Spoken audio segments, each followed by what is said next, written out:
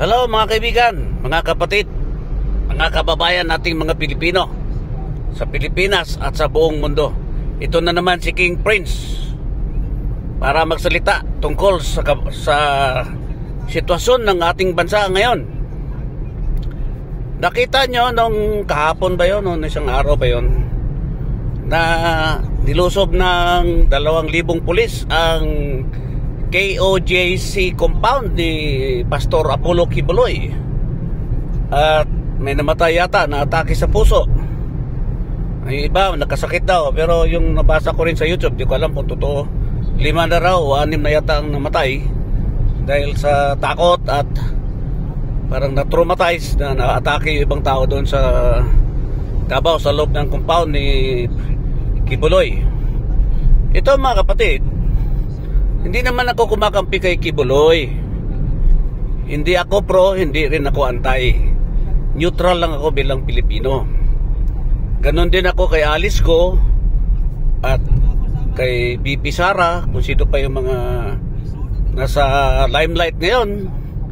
Sila Marbil, sila Torre, General Torre ng Regional Director ng Davao Region, PNP Chief na si Marbil.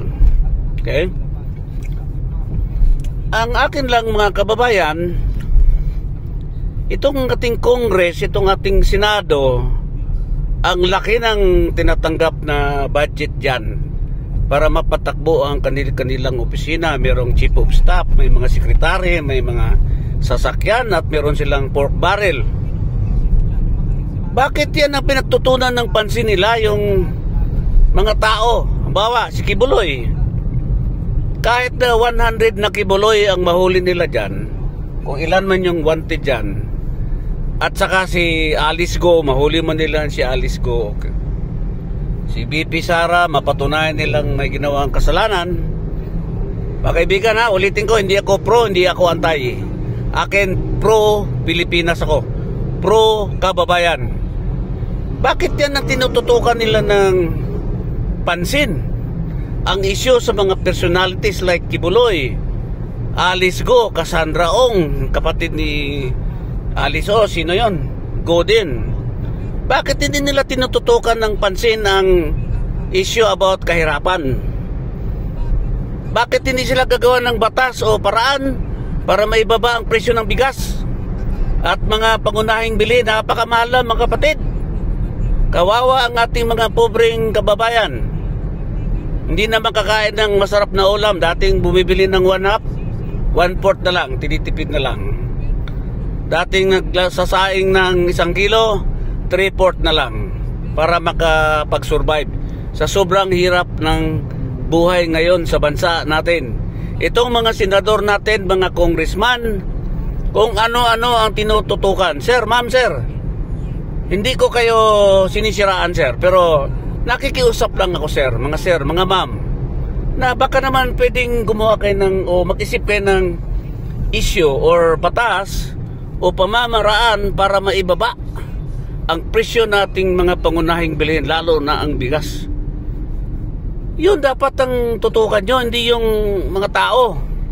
Kahit nga sabi ko nga kanina, kahit 100 Quiboloy mahuli nyo, 100 Alice Go mahuli nyo, bababa ba ang presyo ng bigas natin? Bababa ba ang presyo ng mga ulam natin? Nagulat nga ako, yung gulay ngayon 40, 50 na.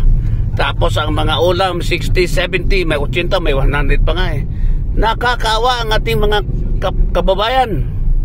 So ma'am, sir, sinasabi ko, hindi ko kayo sinisiraan, nakikiusap lang po ako na sana naman, kasi ang inyong mga sweldo dyan, ang budget galing yan sa aming mga mamayan. Nagbabayad kami ng buwis o taxes para mapanatili ang inyong sweldo, masustain, para ma-maintain na inyong opisina dyan sa Senado at sa Congress.